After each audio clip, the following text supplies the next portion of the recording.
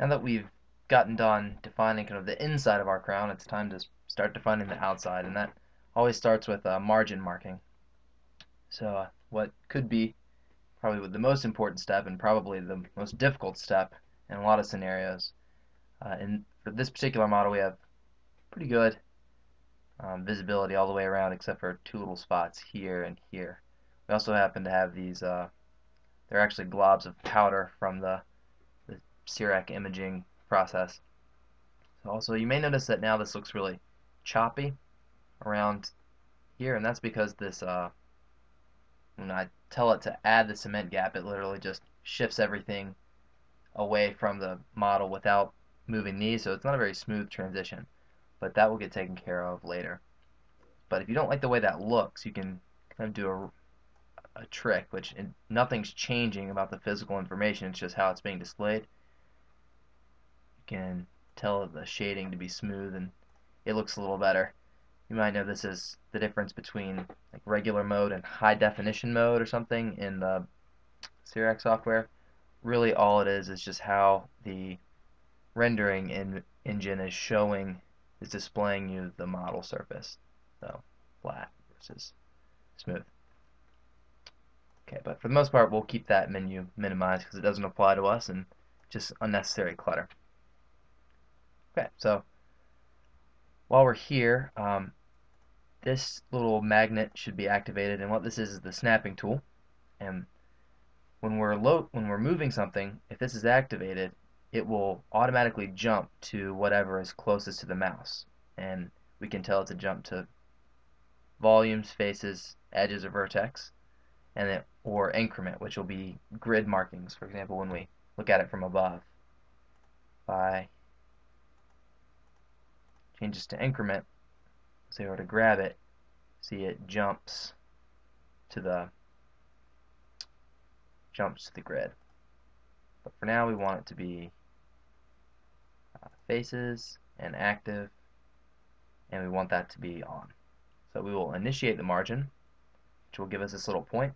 We'll hit G to grab it, and we'll put it somewhere on the margin. We'll hit E to extrude, and don't look so much at the line that's being formed, just try to click exactly on the margin, and it will kind of figure out the rest.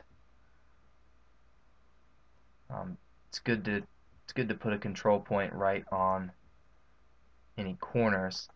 For the long smooth lines, you can go a little further, and it'll still do a pretty good job. And we'll get almost to the end, and then you can close the margin. Now the line we just made is an approximation, but if you notice, if I can find a spot that's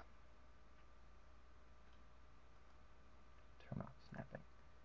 Even if I move this off the margin so that it's clearly is probably the wrong word, not on there. When we come out of edit mode, we see that it's exactly snapped on here, and that's because I've added another modifier which pulls it to the closest point on the mesh. So we just try to get it close, and so you've got a little bit of work to do, but for the most part it did a pretty good job. So we will then refine the margin, and we still want our magnet turned on. What I can do is just grab one of these points. We'll turn on proportional editing, which means that when I grab this one, all the others next door come along with it. And if I use my scroll wheel, you'll see more come or less. You can control kind of the size of the region, the sphere of influence, if you will. We'll kind of get those a little bit closer.